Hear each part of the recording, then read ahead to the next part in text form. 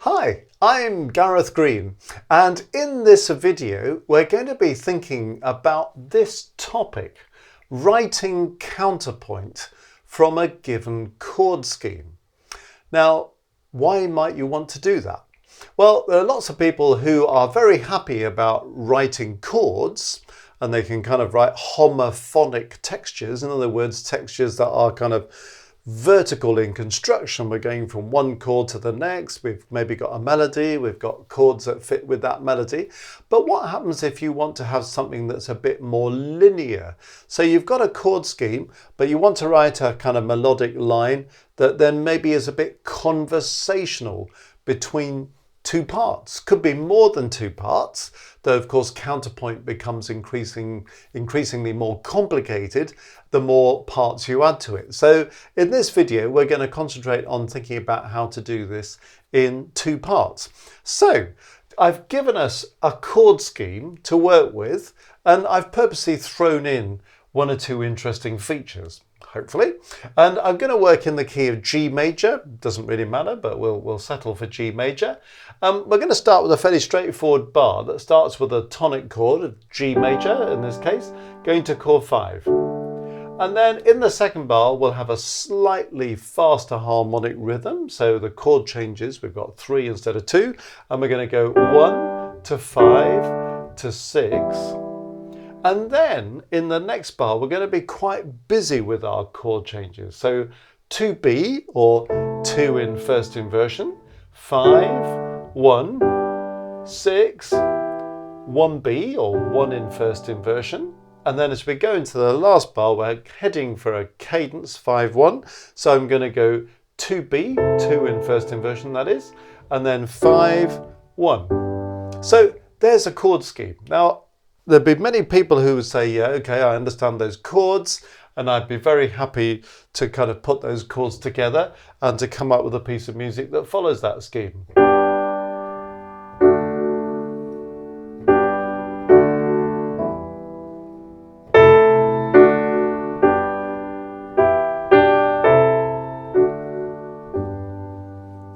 Once I've got that chord scheme going, well, maybe I could compose a melody over that. But how would we use that chord scheme to write something that's counterpoint? Well, you can see I've got 3 versions of this, and the idea is that this is a bit progressive. So if we have a look at version number 1, and you see how it's laid out, we've got number 1, and then you have to drop down to see number 1 on the next set of staves, and those number 1's all got kind of red notes, and number 2 in blue notes is the second pair of staves of the top thing, and then down to another second stave, and the third version is green notes, bottom of the top set, bottom of the second set. Done it in this way so you can see how one progresses to the next.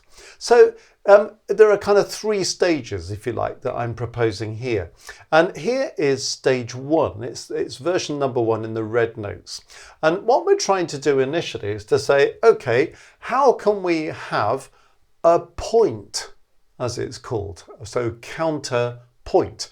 A point, if you like, is a musical idea that we're going to then bounce around in counterpoint. Okay, so let's have a look. We've got to go from chord 1 to chord 5. So we're looking for that chord of G to this chord of D. So can you see what I've done with the red notes in version 1 is to start by coming up with a melodic idea that's not going to be kind of, here's a melody note with a chord, but it's a linear construction, something that's going a bit faster, something that you can really feel is on the horizontal, but it's got to fit with the chord scheme. And this is where most people go wrong with counterpoint, is they start designing some fancy thing with lots of fast rhythm, but it doesn't belong to chords, and so it all sounds a bit dissonant and a bit disconnected. So with these red notes, which you'll see I've only got the first bar of these 4 bars in, I've come up with an idea that starts with chord 1. So the first half of the first bar is chord 1. Now let's just examine why I've come up with that. Everything needs to fit chord 1, so G, B, D. Do you see what I've done here? I've got G, A is a passing note, B belongs to the chord, D belongs to the chord, C is a passing note, B belongs to the chord. So the G, B, D outline is there. The first note, the third note, the fourth note, and the last note. And they're just using A and C as passing notes. And then that gives us this linear thing. Okay, now when the left hand comes in later in the bar, because that's often how counterpoint works, one part starts on its own and then another part comes in. What I'm trying to do in the second half of the bar is to imitate the same idea. Well, if I'm going from 1 to 5, well, if I'm based on a chord 1, the G, B, D thing, and I've come up with this figure, can I now make that same figure work around a chord 5? So the chord 5 is the D, F sharp, A chord. So do you see what I've done in the left hand? So it's an exact transposition of what the right hand's done in relation to chord 1, so that it now fits with chord 5. So chord 5 is D, F sharp, A. So exactly the same thing. There's D, passing note for an E, F sharp belongs to the chord, A belongs to the chord, then G is a passing note back to F sharp. So immediately we have a point that sets up a little conversation. So here's the first bar.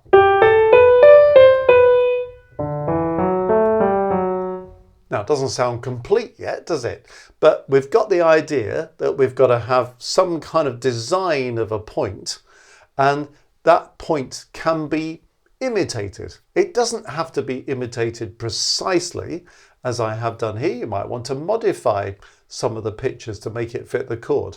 But the important thing is that whatever you write must fit the chord. So you're either writing a harmony note or you're writing an inessential note. And if you start writing notes you can't justify as harmony notes or as inessential notes, you're probably going to end up with something you're not entirely happy with. Okay, well, that's the red version. That's where we start, you know, the first things to get that first point going. Let's now slip into version 2, where you've got the blue notes, and see what we've got. Well, the first bar is exactly the same, but do you see what I'm trying now to do is to roll out the rest of the piece, these 4 bars, using this counterpoint idea. So bar 1 we've talked about.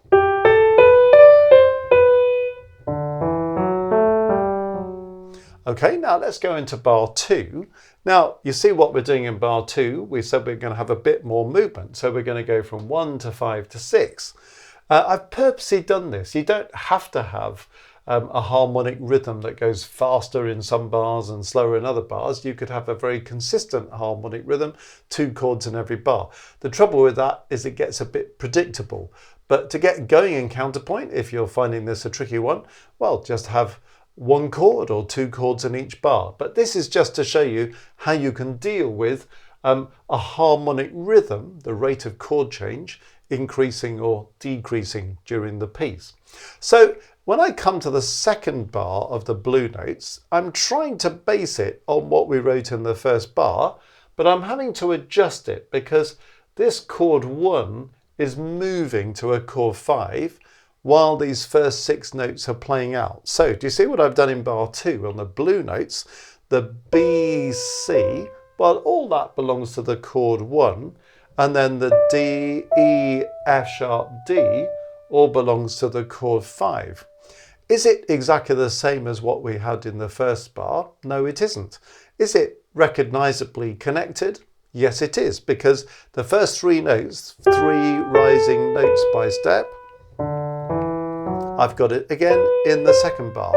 But the end of the idea is slightly different. The first time we went and we came down there. Now we're doing this. We're going to keep going up. But it's still recognizable, isn't it? But it enables us to move from 1 to 5. Okay, now the second half of the bar is going to be using chord 6. So do you see what I've done in the left hand? I've managed to imitate what the right hand has done at the beginning of the bar, but make it fit chord 6. How does it do that? Well, E, G and B are your chord notes. The F sharp and the A are passing notes. And it just works out very well that it fits as a copy of what we did in the first half of bar 2. So the first half of bar 2 has 2 chords. The second half of bar 2 only has 1 chord, but it shows you that you can make it work. If it didn't quite work and you had to modify that in some way so that the right hand didn't transpose exactly to the left hand in the second bar, that's no big deal. It's absolutely fine. But you can see where we're going with this. So bars 1 and 2.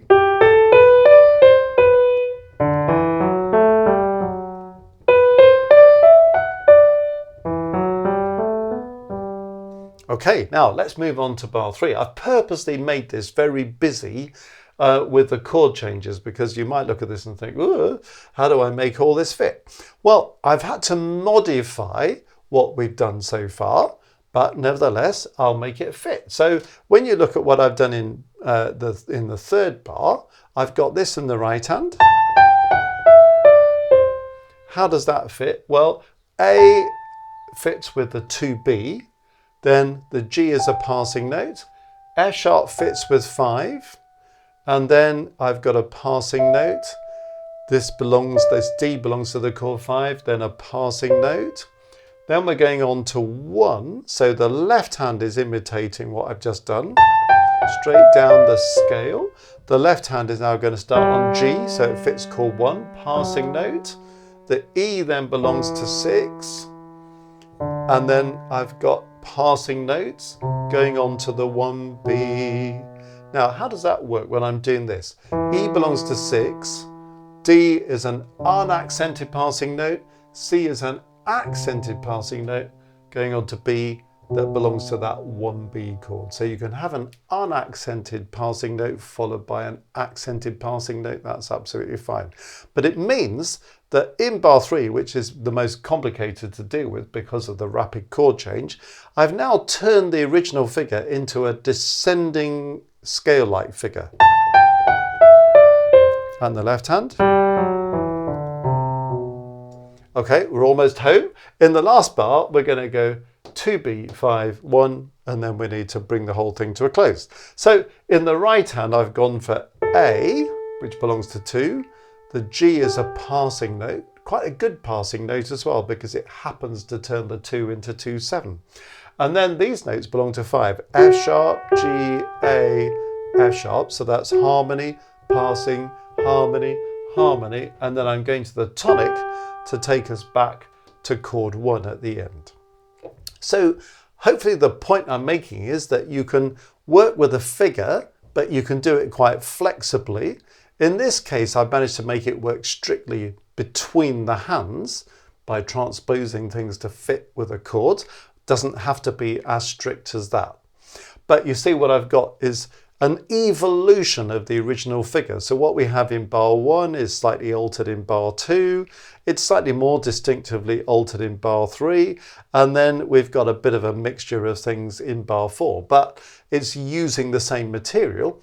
And in this case, we've got a common rhythm, haven't we? All of these sort of imitation points in the counterpoint are going bum, da, ta, ti, ta, ta, ta. It's always the same rhythm.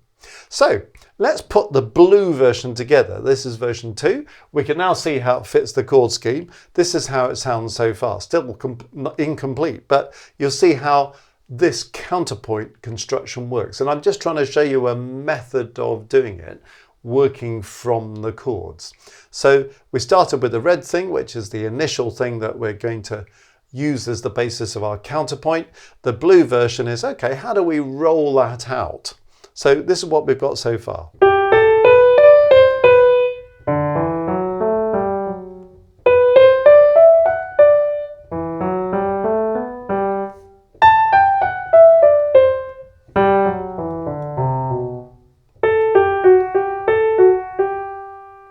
Okay, doesn't sound like a great piece of music yet, but nevertheless, we've got the essentials of some counterpoint in. Now, what I do in the green version, which is version 3 of this, is then to say, now I've got all this sort of counterpoint in place, can I fill in the gaps? And also thinking that Another aspect of writing counterpoint is that, whatever one hand is doing, maybe the other hand can do something that contrasts it. Could be the same rhythm, could run in thirds and sixths and all that kind of stuff that we know works, but maybe we can do something a bit independent. So you'll notice what I've tried to do here is when we're not playing the notes in blue from version 2, we're playing notes of different rhythms. So we get a contrasting rhythm. So you notice in the right hand of the first bar, in the second half, I've just filled out the harmony by using these notes. We're on chord 5, so A, D, that all belongs to chord 5. C is a passing note, and again happens to turn it into a 5/7. It harmonizes well with the left hand. It sort of fills in enough of the harmony, so we're clear about that. And it's rhythmically independent. Having got quavers in the right hand of the first bar, I've then got quavers in the left hand at the beginning of the next bar. Is it an exact copy of what I did in the right hand of the first bar? No, but it's distinctively the same because in the right hand of the first bar, I had this rising octave. The left hand of the second bar, rising octave. Okay, the next two notes are different. Does that matter? Not at all. When I get to the second half of the second bar, I've got another independent rhythm in the right hand, this time a dotted crotchet going to a quaver. So it's fairly straightforward stuff. The G will complete this chord 6. The F sharp is a passing note at the end of the bar. So that's fairly straightforward, isn't it? And then you can see how that plays out. All I'm trying to do is to complete the harmony in a satisfactory kind of way and to have a sort of rhythmic bouncing back and forth between the two parts. Semiquavers here, semiquavers here, semiquavers there, semiquavers here. But conversely, quavers, quavers, dotted crotchet quaver, quavers, quavers, a little bit of a balance of rhythm. And it feels a bit conversational. Then the other thing I want to do is to think about voice leading a bit. So, for example, when we have the opening, you can kind of hear that that wants to go on to A. It could go somewhere else. For example, if we wanted to go somewhere else, it wouldn't fit the chord, but it could do. We need to find a note that fits the chord. But sometimes you can just feel the voice leading. When you get to the end of one of these 6-note semiquaver things, you're sort of thinking, I think I know where that wants to go. So the left hand in the first bar sort of logically leads you onto that G, and G is the root of chord 1, so that's a happy outcome, isn't it? So you see what we're trying to do? We started with the original idea in bar 1, fitting with the chords, in the red version. Then in the blue version, we tried to work out how that figure was going to be used throughout the 4 bars. And now in the green version, we're trying to fill in the gaps, but to keep this conversation between the hands going. Okay, so what do we end up with?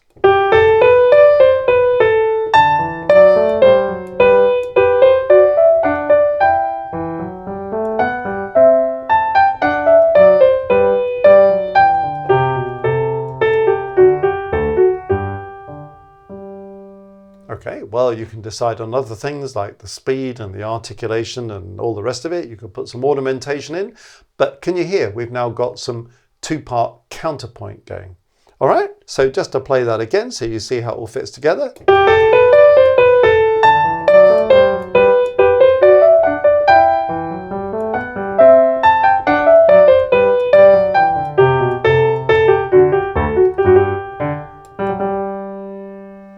Okay, so I hope that's useful in explaining a process of how you might construct counterpoint from a chord scheme. If you found that useful and you want to do a bit more on counterpoint, you might want to go to the Music Matters website, www.mmcourses.co.uk. You'll find a course there on counterpoint. Or if you want to share with others on your musical journey, have a little think about joining our Maestros group. And there's an opportunity there to meet for a monthly live stream and share the music you're writing with other people and to learn together. That may be something of interest. And on the same website homepage, you'll see a link to Maestros if you want to know more about that.